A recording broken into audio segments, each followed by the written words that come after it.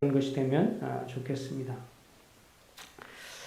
오늘은 이제 계속 특별한 그 코로나 사태 때문에 특별 말씀만 할 수는 없으니까 다시 이제 로마서로 서서히 돌아가도록 하겠습니다. 그래서 과거에 로마서 8장을 살펴보다가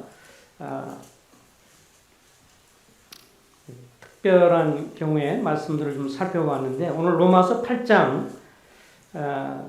28절부터 30절까지 로마서 8장 28절에서 30절입니다.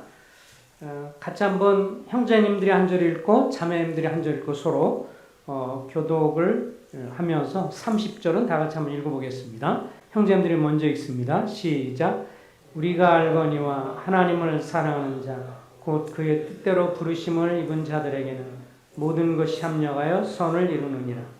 하나님이 기대하신 자들을 또한 그 아들의 형상을 본받게 하여 미리 정하셨으니 이는 또한 형제 중에서 나다리 되게 하려 하십니다. 또 미리 정하신 그들을 또한 부르시고 부르신 그들을 또한 의롭다 하시고 의롭다 하신 그들을 또한 영화롭게 하셨느니라. 오늘 이제 주님의 형상을 본받기에 대해서 주의 형상을 본받기, 주의 형상을 본받는 것에 관해서 같이 교제를 하도록 하겠습니다. 이 주님의 오늘 여기 말씀에 보면 그 하나님이 미리 하신 자들을 또한 그의 아들의 형상을 본받게 하기 위하여 미리 정하셨다 이렇게 말씀을 해주고 있습니다.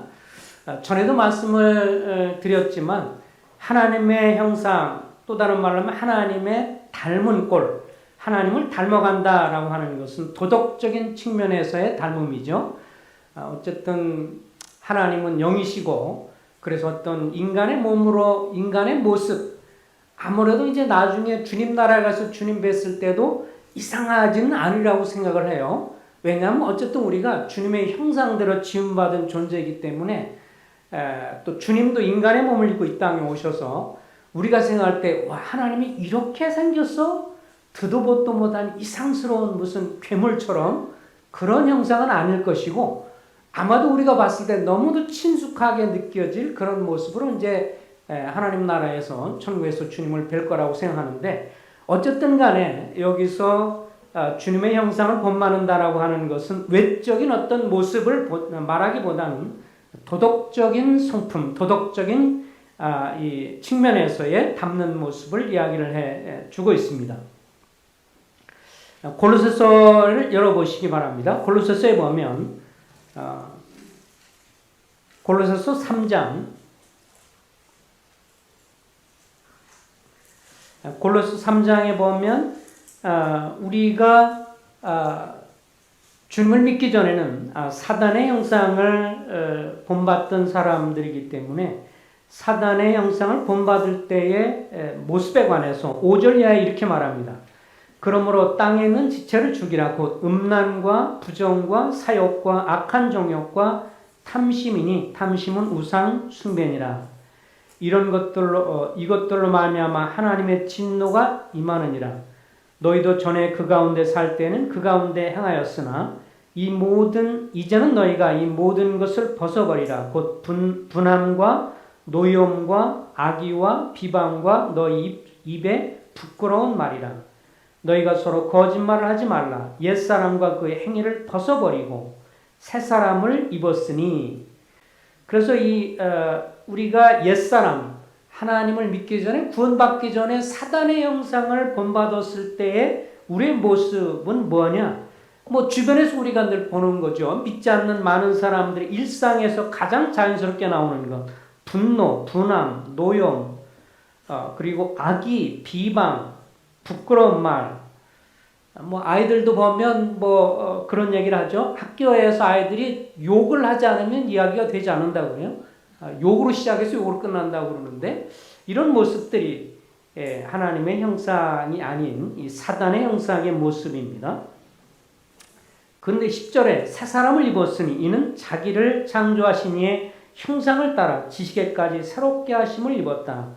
그래서 이제 사단의 형상을 본받고 사단의 형상을 열매 맺던 우리가 그리스도를 통해서 구원받고 난 이후에 주님이 우리의 삶에서 주의 형상으로 맺게 하시는 것이 12절에 나와 있습니다. 그러므로 너희는 하나님이 택하사 거룩하고 사랑받은 자처럼 긍휼과 자비와 겸손과 온유와 오래 참음을 옷 입고 누가 누구에게 불만이 있거든 서로 용납하여 피차 용서하되 주께서 너희를 용서하신 것 같이 너희도 그리하고 이 모든 것 위에 사랑을 더하라.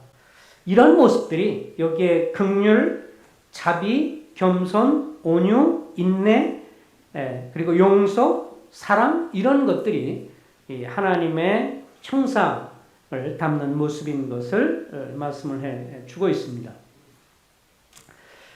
여기 오늘 말씀에도 주님이 우리를 28절에 우리가 알거니와 하나님을 사랑하는 자 곧 그의 뜻대로 부르심을 입은 자들에게는 모든 것이 합력의 선을 이룬다고 했는데 그러면서 이제 하나님의 형상 담는 것을 얘기하죠. 그럼 생각을 해보시기 바랍니다. 하나님의 형상, 이 주님의 형상을 담는 것이 왜 도대체 중요하냐? 뭐가 이렇게 중요하기에 이렇게 말씀을 하시나? 첫 번째는 우리가 지난번에 창세기 1장을 통해서 창세기 1장의 첫째 날, 둘째 날 이 창조하는 것에 대한 영적 의미를 살펴보았습니다. 첫째 날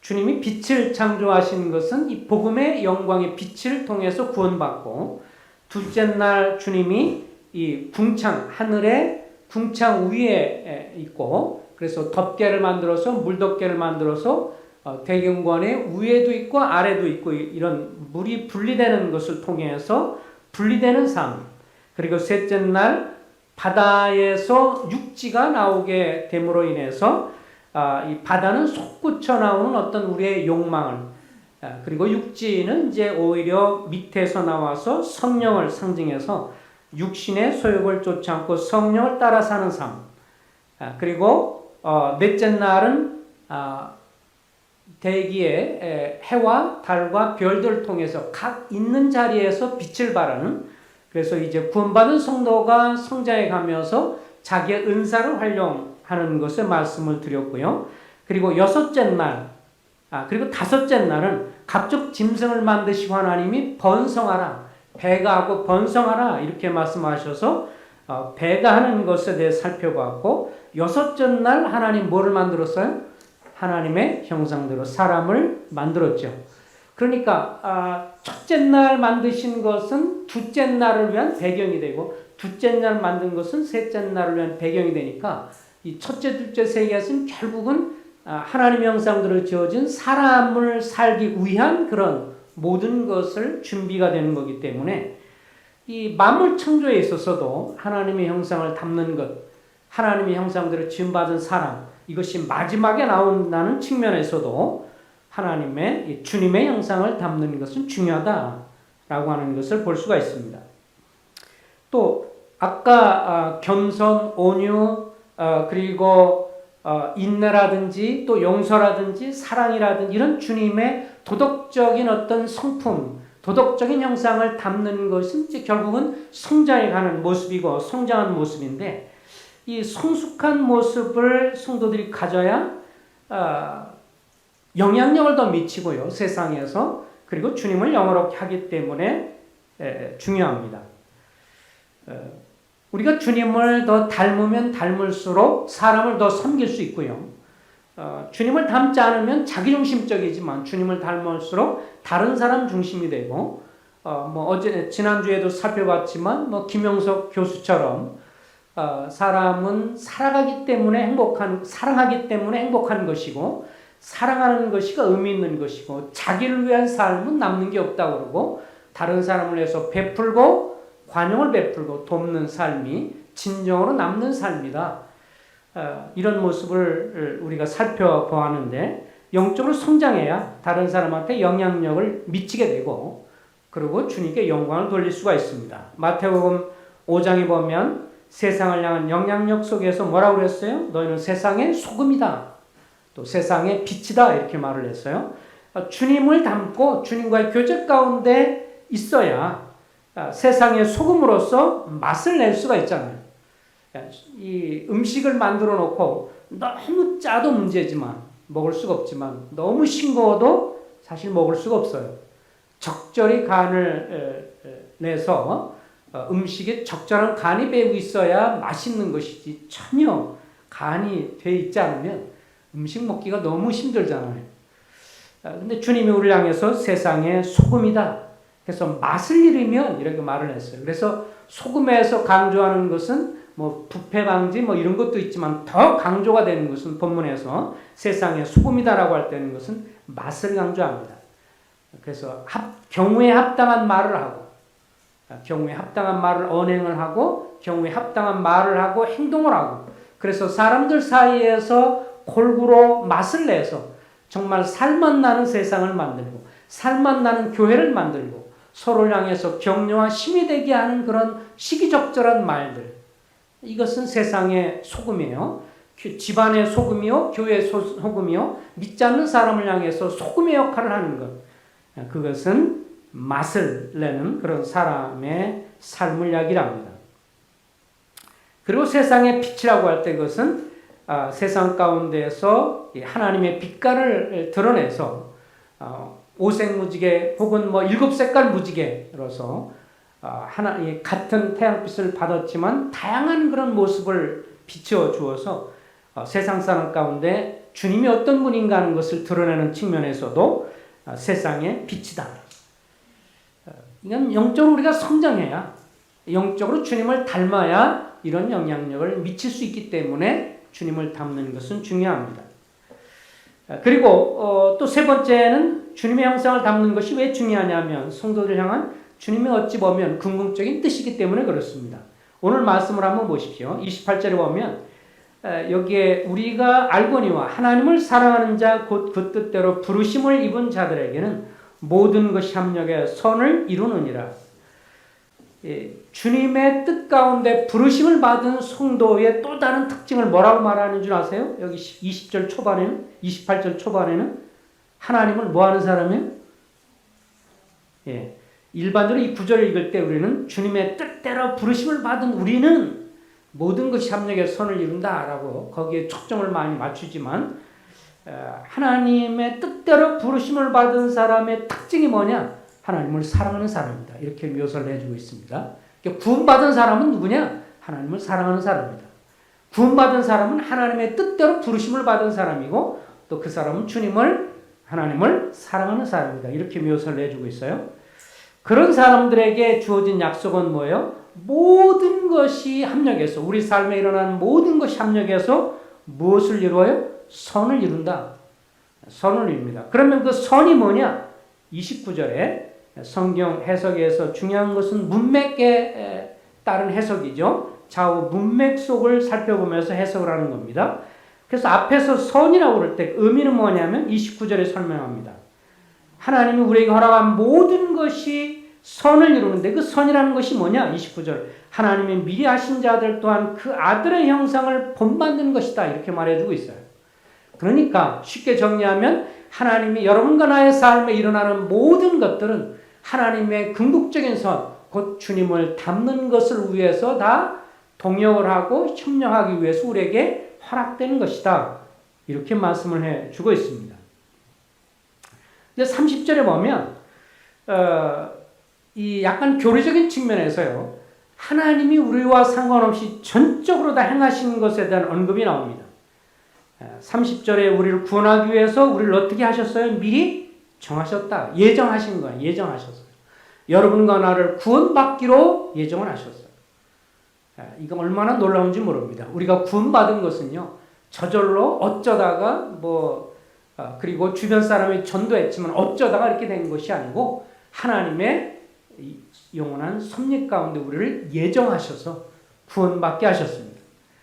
하나님이 구원받기로 예정하지만 어떤 사람 일부러 저주받으려고 예언한다고 하는 성경 구절은 나와 있잖아요. 주님은 선하신 분이기 때문에 일부러 어떤 사람을 구원 안 시켜서 지옥 보내려고 예정하지는 않습니다. 그러나 구원받을 사람들을 향한 예정은 하세요. 선하신 분이기 때문에 우리가 구원받았다는 건 이미 하나님 편에서 우리의 뜻과 상관없이 미리 정하셨어요. 예정하셨어요. 하나님이 전적으로 하시는 것입니다. 먼저 예정하셨고 그 다음에 어떻게 했어요? 우리를 부르셨어요. 어느 날인가 소명인데 어느 날인가 여러분과 나를 복음 집회를 통해서 전도지를 통해서 친구를 통해서 뭐 주변의 모든 상황을 통해서 주님을 믿는 상황이 되도록 부르셨어요. 그래서 복음을 듣고 주님을 들을 수 있는 그렇게 주님이 우리를 부르셨어요. 소명이 있습니다.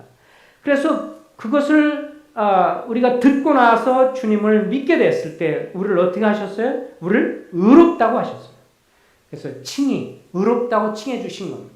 자격이 없는 자에게 베푸신 하나님의 전적인 은혜를 통해서 우리를 죄가 없다고 선언해 주십니다. 그런 다음에 주님이 무슨 일을 하시죠? 여기 보면 의롭다 하신 그들을 어떻게 하셨어요? 영화롭게 하셨느니라. 자, 이제 우리가 구원받고 하나님의 자녀가 됐어요. 그런 다음에 예수 그리스도가 재림에서 나타났을 때 우리가 영광스러운 몸을 입게 되면서 우리의 몸이 영화로운 몸으로 있게 됩니다. 지금은 우리가 영혼의 구속은 받았지만 우리 몸의 구속은 받지 않았다고 전에도 말씀을 드렸어요. 우리의 몸의 구속을 완전히 입는 날, 더 이상 우리가 질병이나 어떤 아픔이나 괴로움이나 우리가 몸을 갖고 있기 때문에 고통스러워하는 모든 것을 다 사라지고 주님처럼 부활하신 주님의 몸처럼 영광스러운 몸을 입게 되는 것이 우리 구원의 완성입니다. 언제요? 예수 그리스도께서 재림하시거나 우리가 죽어서 주님을 만나게 될 때 우리는 그렇게 영화로운 몸으로 변화될 것입니다. 근데 교리적인 측면에서 보면요, 여기 한 가지가 빠져 있습니다. 주님이 우리를 예정하셨고요, 그리고 우리를 소명 부르셨고요, 칭히 의롭게 하셨고요, 영화롭게 하셨는데 사실은 교리적인 측면에서 보면 하나가 빠졌어요. 뭐예요? 성화입니다. 거룩하게 되는 과정, 성화. 근데 이것이 왜 빠졌어요? 주님 편에서 하신 것에는 주님이 우리를 예정하셨고 우리를 부르셨고 의롭다고 하셨고 칭의하셨고 영화롭게 하신 것은 우리의 동역, 우리의 협력과 전혀 상관없이 전적으로 주님이 하신 일입니다. 주님은 다 그렇게 하셔요. 그런데 하나 성화, 주님을 닮아가는 사람은 뭐가 필요하죠? 우리의 동역이 필요합니다.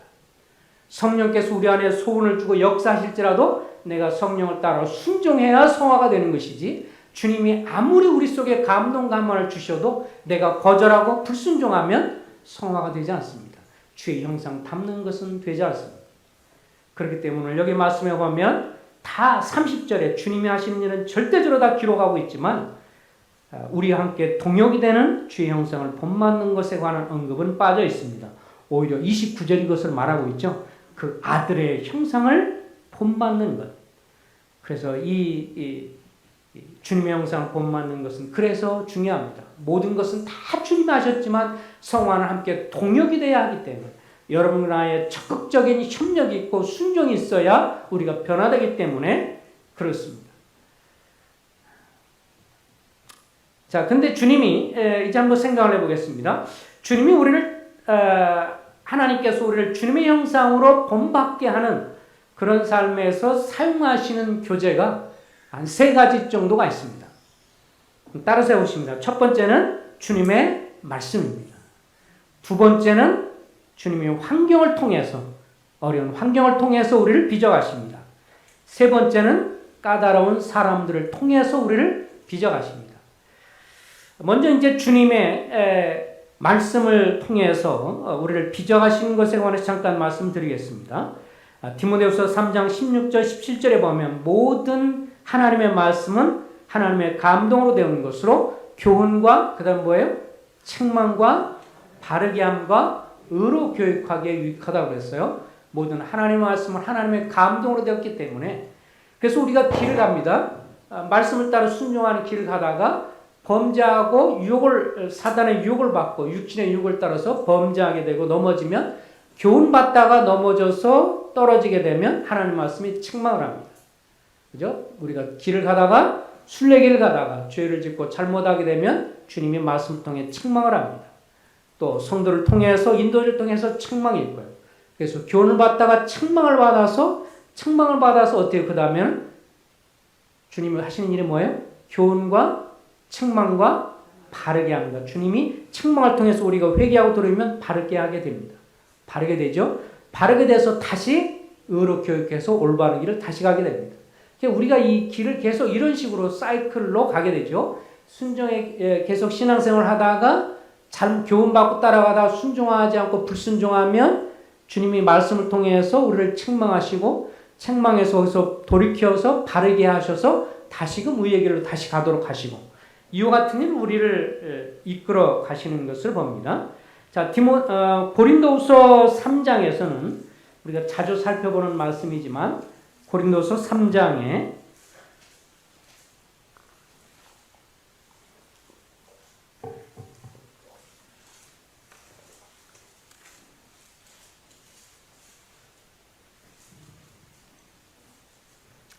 17절부터 보겠습니다. 17절, 18절 다 같이 읽겠습니다. 시작. 주는 영의 신이 주의 영에 계신 곳에는 자유가 있느니라.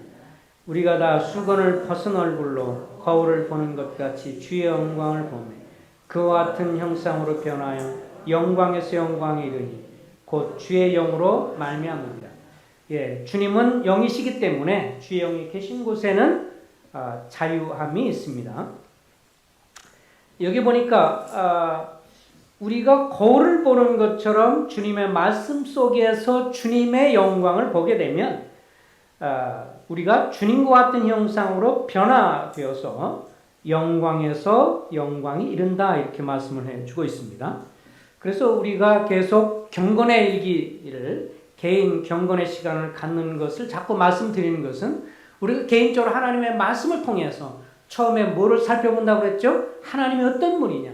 성부 하나님 어떤 분이시고 성자 예수는 어떤 분이시고 성령은 어떤 분이시고 성경 본문 중에서 한 10절, 15절 정도 읽으면서 그렇게 하나님 어떤 분인지 그리고 두 번째는 주님이 우리에게 가르치는 교훈은 무엇인지 이것을 어떻게 적용할 것인지 이런 관점에서 계속 성경을 보게 되면 그 가운데에서 주님이 말씀 속에 나와 있는 주님은 이런 분이시구나. 이렇게 참으셨구나. 인내가 많으시구나. 이렇게 용서하시는구나. 이렇게 이끌어 가시는구나. 이런 것들을 통해서 주님에 관해서 우리가 보게 되면서 계속 주님을 주목하면서 주님을 닮아간다고 말씀을 해주고 있습니다. 하나님의 성령을 통해서 우리를 계속해서 교훈해 주시고 이끌어 가십니다. 이런 거에 대한 생생한 교훈과 예화가 생각이 나는데 혹시 여러분들도 아마 대부분이요. 제가 생각할 때도 초등학교 때 읽었던 이야기인데요. 큰 바위 얼굴이라고 기억나십니까? 지금도 초등학교 교과서에 있는지는 모르겠어요. 지금 있는지 어떤지 모르겠어요. 그렇지만 저는 초등학교 때 읽었던 기억이 납니다. 이거는 사실 이 큰 바위 얼굴은 미국 청교도 집안에 태어났던 이 소설가 나타니엘 호톤이라고 하는 분이 이 소설가가 쓴 건데 이분이 이제 경건한 청교도 후에요. 영국에서 기독교를 주님을 신실하게 믿는 사람을 핍박하니까 자유를 찾아서 메이플라워호를 타고 미국에 도착을 해서 이제 정착하게 된 그런 후손인데 이분이 신앙적인 면에서 유명하게 알려진 글은 뭐예요? 주홍글씨. 그죠? 이분이 쓴 주홍글씨 같은 경우는 결국 그 목회자의 이중적인 그것을 지적한 면이라면, 이 사람이 이제 1864년대 돌아가셨는데, 한 60년경에 이분이 말년에 쓴 책이 바로 쓴 이 작은, 짤막한 이 소설이, 단편소설이 이제 큰 바위 얼굴입니다. 세계적으로 유명하고, 그 알려진 그런 이야기인데, 거기 내용을 잠깐 한번 살펴보면, 배경은 이제 남북전쟁, 미국의 남북전쟁 이후에, 어니스트라는 말은 이제 정직한이라는 뜻이잖아요.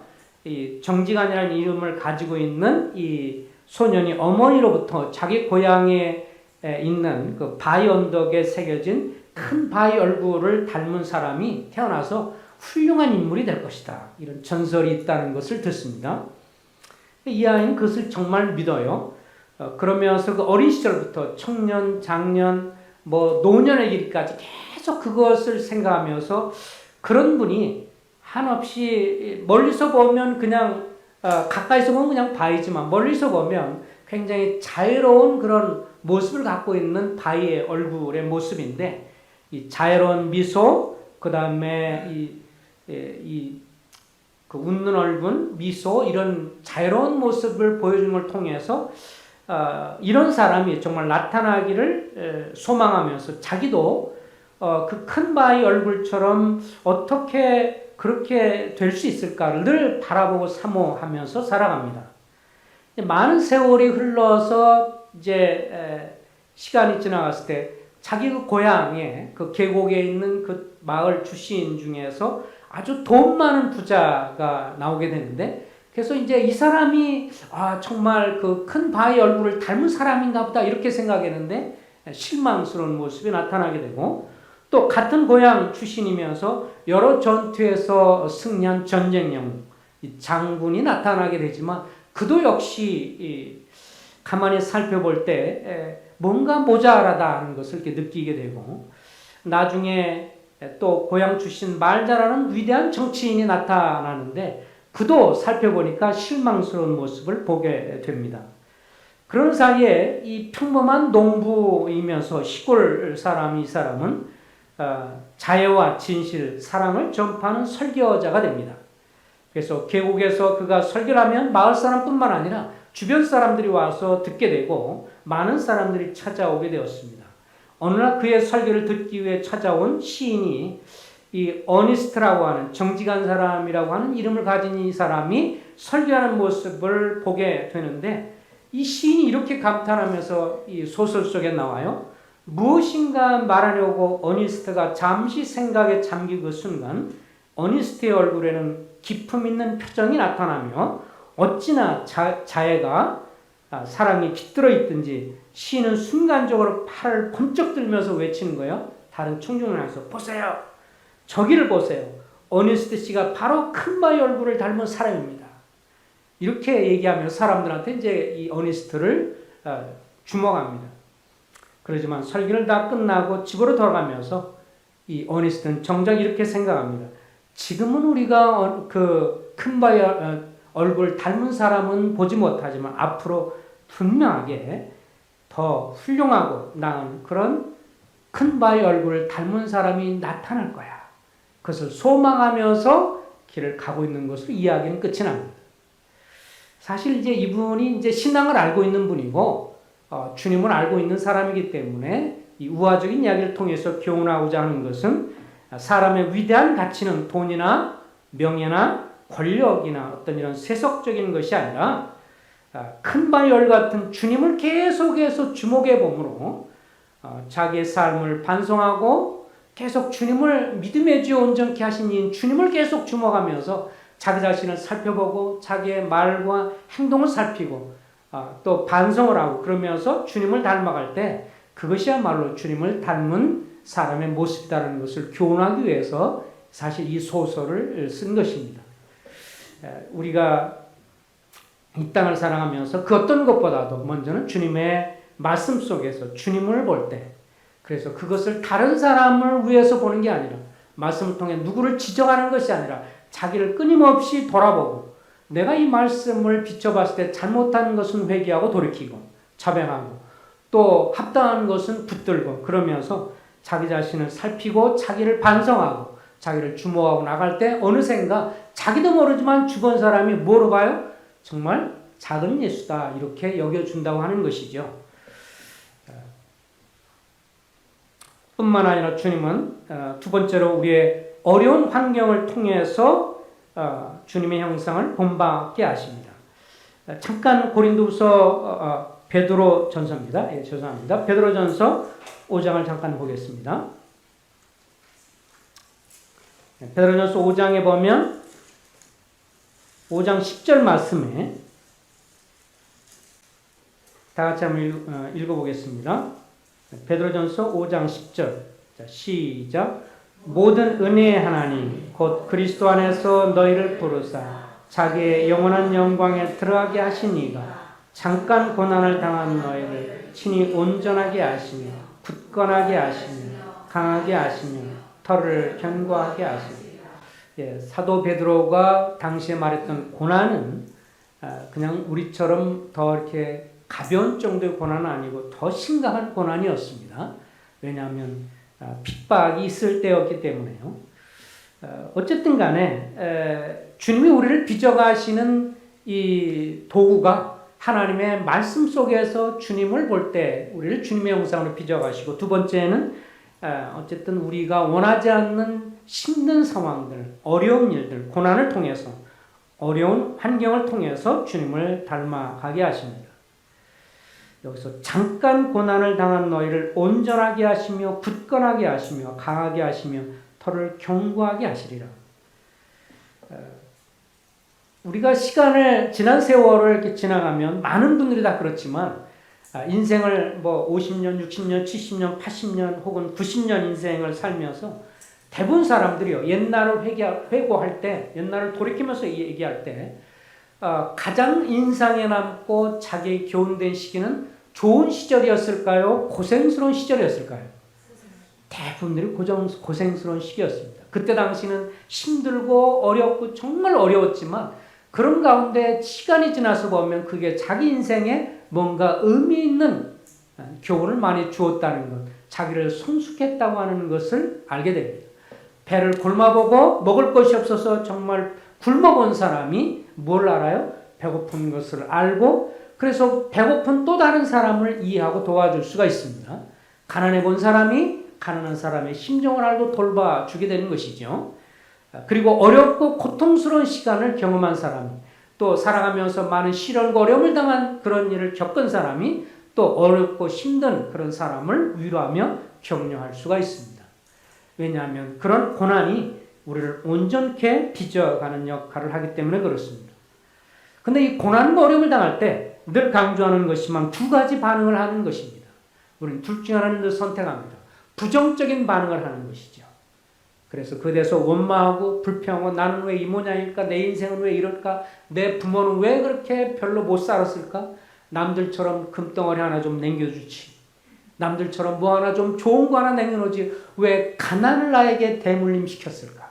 부터 시작을 해서 끊임없이 이 부정적으로 반응을 할 수가 있습니다.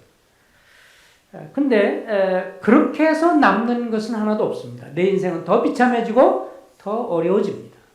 더 추락하게 됩니다. 그러나 긍정적으로 반응할 수 있죠. 내가 가난하고 어렵기 때문에 더 빨리 정신을 차리고, 내 집이 가난하고 힘들었기 때문에 배고픈 것을 경험했기 때문에 좀 더 이해할 수 있고, 그리고 물질이라는 것이 얼마나 소중한가 하는 것을 알게 돼요. 그러면서 더 일찍 정신을 차리고 일찍 철이 들고, 가난한 집안 출신들이 일반적으로 빨리 철이 들어요. 부유한 집안 자식들은 철이 좀 덜 들죠. 시간이 좀 많이 필요합니다. 그러니까 오히려 눈에 보이지 않는 손해처럼 보이는 그것이 오히려 더 정신 차리게 하고 철이 들게 하고, 그래서 또 오히려 나중에 보면 큰 인생을 살아가면서 큰 유익을 주게 되는 것인데, 그것에 대해서 오히려 감사하고 그것을 긍정적으로 받아들이고 인내하고 소망할 때 우리의 삶에 더 큰 유익을 가져다 주는 것이 사실입니다. 이제 세 번째는 까다로운 사람을 통해서 주님의 형상을 빚어 가십니다. 그래서 빌립보서 4장 5절에 보면 너의 관용을, 너그러움을 모든 사람에게 알게 하라. 주께서 가까우시니라. 전에도 많이 강조를 했지만 사람과의 관계 속에서 까다로운 사람을 통해서 우리를 빚어 가시는 역할을 합니다. 그래서 전에 한번 수요일날인가 얘기를 했지만 그때는 식구들이 다 있질 않아서 여기에 순례자를 위한 묵상에 오늘 여기 약간 실었거든요. 한번 보세요. 여기 보면 견월망지의 교훈 썼어요. 그죠? 볼견자에 달월자에 사자성어죠. 원래는 견월이 망질이지만 보통 견월망지 교훈으로 알려져 있습니다. 이질망자의 손가락지입니다. 만약에 어떤 사람이 달을 보라고 이렇게 손가락을 지적을 하면 손가락을 보지 말고 손가락을 잊어버리고 달은 쳐다봐라. 이런 말이죠. 뭐 잘 아는 것처럼 이 김구 선생이 21살 명성황후를 살해한 일본 사람의 원수를 갚는다고 이 스시다는 일본 육군 중위를 죽여서 체포되었는데, 그때 사형이 확정되었지만 고종의 특명으로 사형을 면하게 됩니다.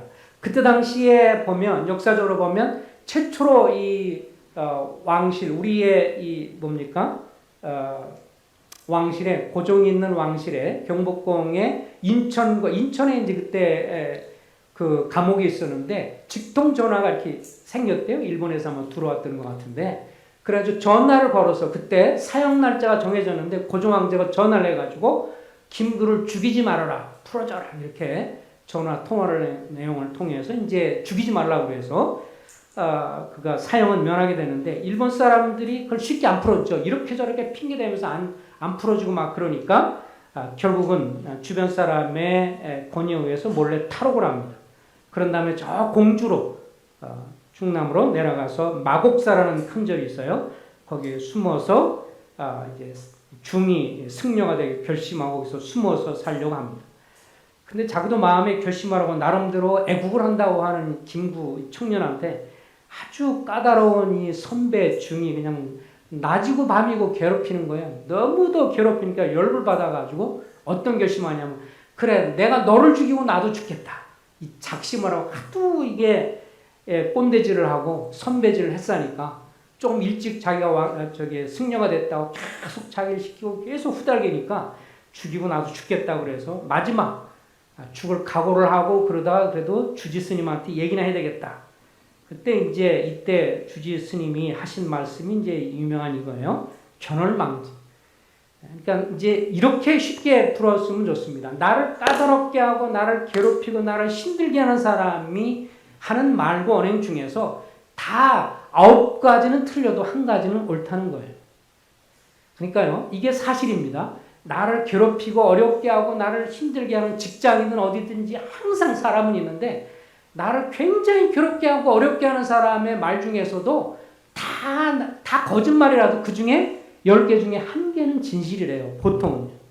까닭 없이 나를 괴롭히는 건 아니니까 그것을 1가지를 내가 받아들이면 달을 지적하는 손이 되니까 손가락은 잊어버리고 달을 주목하면 내가 더 유익을 얻을 수 있다. 그러면서 하는 말이 너 그 선배 중이 널 그렇게 괴롭혀도 그 손가락을 잊어버리고 달을 쳐다봐라. 오늘 그리스도인들에게 주어지는 영적 교훈도 됩니다. 나를 힘들게 하고 어렵게 하는 사람들 그 손가락을 주목하기보다 그 사람이 하는 말, 왜 그렇게 표정과 행동을 말할까를 생각하면서 내 자신을 반성하고 돌이킨다면 오히려 그것이 내가 더 주님을 주목하고 닮아가는 데 유익을 주기 때문에 그런 측면에서 이 까다로운 사람을 통해서 나를 돌본다 하는 것을 교훈을 받게 됩니다. 주님이 여러분과 나를 지금도 빚으셔서 더 성장한 자로 주님을 닮은 작은 예수들이 되기를 주님 원하십니다. 여기도 저기도 곳곳에서 여러분과 나를 작은 예수가 되어서 주님을 닮은 예수가 되어서 우리를 통해서 사람을 더 섬기고 그를 통해 주님이 영광을 받으시길 원합니다. 주의 말씀을 통해서 말씀 속에 주님을 보면서 성장하고 그리고 우리 주변에는 까다롭고 힘든 환경을 원망하고 부정적으로 하는 것이 아니라 긍정적으로 인내하면서 감사함으로 나가고 그리고 나를 까다롭게 하는 사람들 향해서 미워하고 대적하기보다 그를 향해서 관용하는 마음을 가지고 그 사람이 나를 어렵게 할지라도 10개 중에 1가지는 받아들이려고 하는 그런 교훈으로 마음으로 삼는다면 결국 우리가 주님을 닮아가게 돼. 그럴 때 주님이 우리를 통해서 영광을 받으리라고 믿습니다. 기도하겠습니다. 자비하신 주님, 형편없고 저주받아 마땅한 저희들을 사단의 형상을 그저 끊임없이 열매 맺던 저희를 구원하셔서 저희를 통해서 이제 하나님의 뜻 가운데 저희를 통해서 주의 형상을 빚게 하신 주님을 찬송합니다. 주님이 저에게 교훈해 주시고 성령께서 역사하신 것들을 순종함으로 아름답게 동역해서 각자 있는 곳에서 작은 예수로 빛을 발하는 소금과 빛의 역할을 감당하는 저희가 되게 하옵소서. 예수 그리스도 이름으로 감사하며 기도했습니다.